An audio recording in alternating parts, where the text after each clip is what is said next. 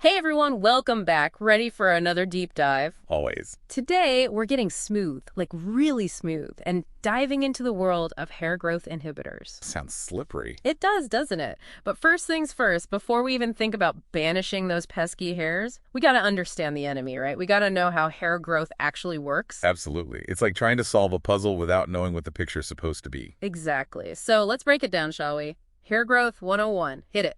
Okay, so each hair on your body, and I do mean each and every single one, is on its own individual growth journey. No kidding. They couldn't coordinate a little better. Nope. And that journey, my friend, has three phases. Anagen, catagen, and telogen. Anagen, catagen, telogen. Those sound like names of Greek gods or something. Maybe they should be. There's certainly powerful forces in the hair growth universe. All right, break it down for me. What's anagen all about? Anagen is where the action's at. It's the active growth phase, the time when those hair follicles are working overtime. Imagine a tiny little factory at the base of each hair, churning out new cells like crazy. Those are some busy factories. You bet. They're pushing that hair shaft longer and longer, reaching for the sky, or at least the surface of your skin. So how long can this anagen party go on for? It varies from person to person and even hair to hair, but it can last anywhere from a few weeks to a whopping several years. That's why some people can grow their hair super long, while others struggle to get past a certain length. Fascinating. So once those hair factories have had enough, what happens next? Is it catagen time? You got it. Catagen is a much shorter phase, kind of like a coffee break for those hard-working hair follicles. It's a time for transition. Transition to what? What happens during catagen? Well, during catagen, things start to wind down. The hair follicle shrinks a bit, and the hair shaft detaches from its blood supply. Basically, it's getting ready to peace out. Sounds kind of sad for the hair. Don't feel too bad. This just paves the way for the grand finale telogen. Telogen. The final countdown. So what goes down in telogen? Telogen is the resting phase. The hair isn't actively growing anymore. It's just chilling out in the follicle, waiting for its time to shed. Ah, so that's when we find those stragglers on our sweaters, the telogen crew. Precisely. Now, this resting phase is where things get super interesting with those hair growth inhibitors we were talking about. Yeah. But we'll save that juicy bit for later. You're killing me. Okay, so we've got our three phases, anagen, the growth spurt, catagen, the chill out session, and telogen, the resting phase. You've got it.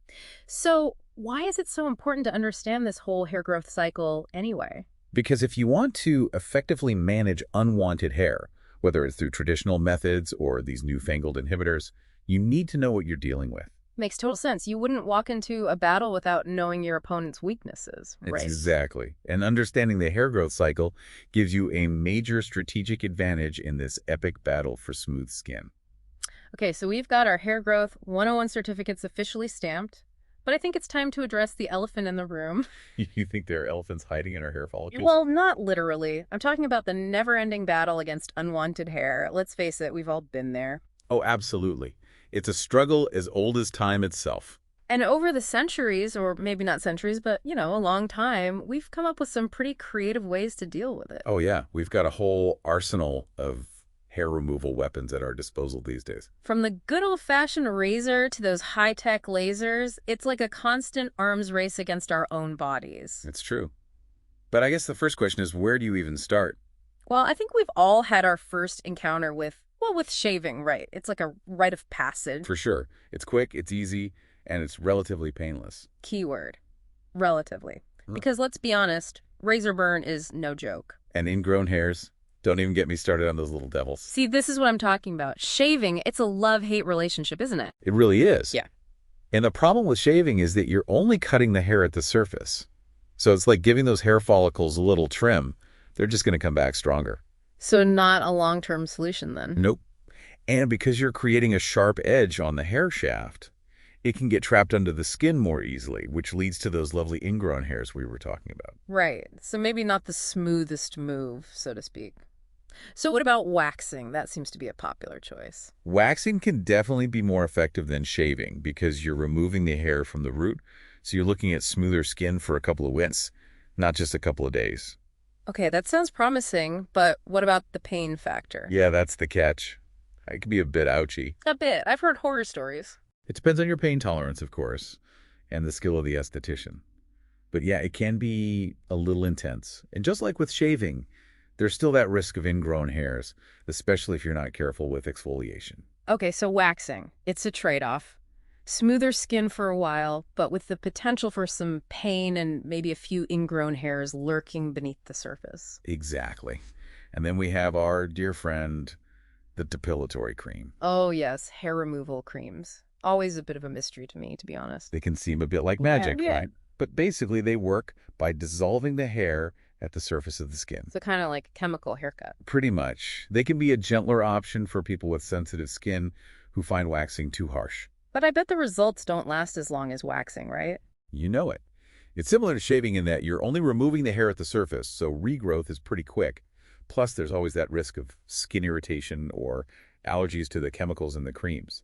So that's always a good idea to do a patch test before you slather it all over. Right, safety first. So we've got shaving, waxing, and depilatories. But what about the more high-tech options like laser hair removal? That seems to be all the rage these days. Laser hair removal is definitely a game changer in the world of hair removal.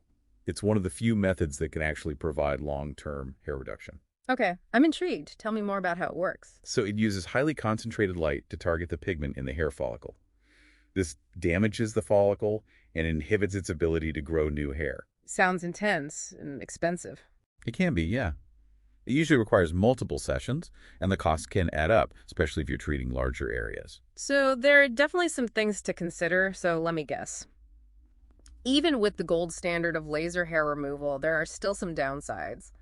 Nothing's perfect, huh? You got it.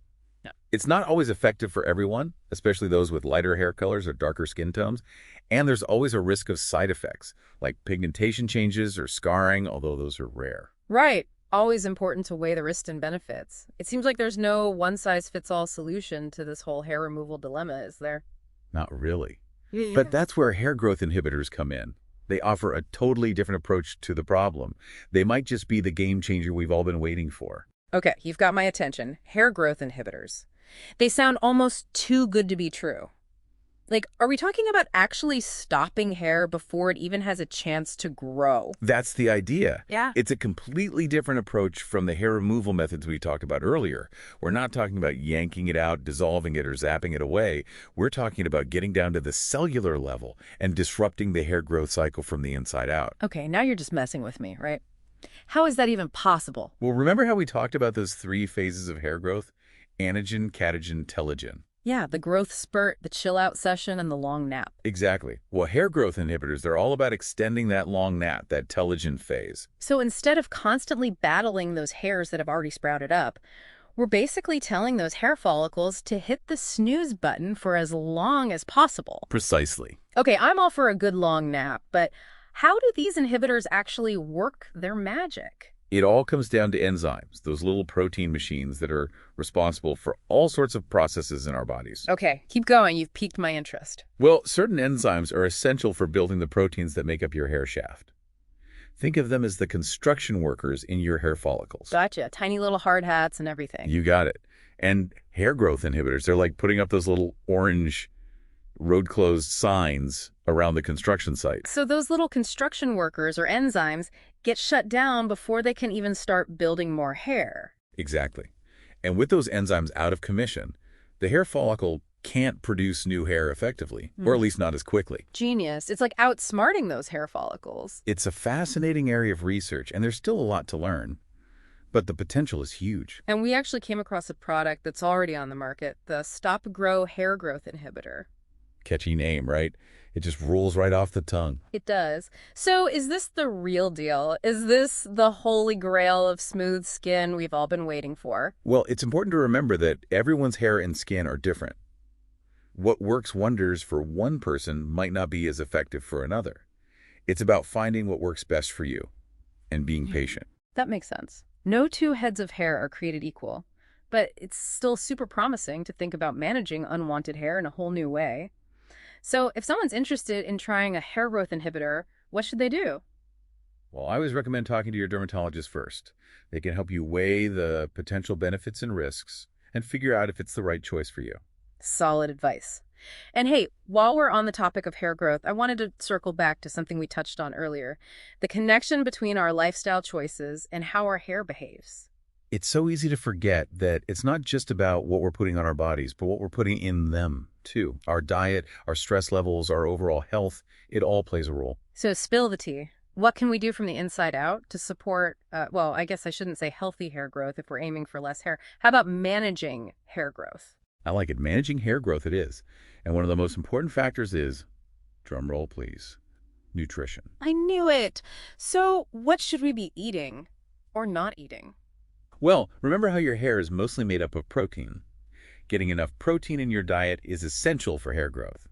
But if you're trying to manage hair growth, you don't want to overload on protein. It's all about balance. Makes sense. What else can impact hair growth? I swear stress makes my hair fall out. You're not imagining things. Stress can definitely throw your hair growth cycle out of whack. When we're stressed, our bodies produce cortisol, which can actually shrink hair follicles and lead to more shedding. So managing stress is good for our mental health and our smooth skin goals. It's a win-win. Exactly.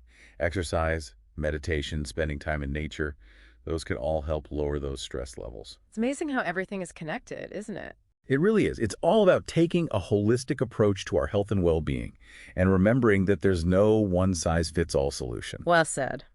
And that about wraps up our deep dive into the fascinating world of hair growth inhibitors.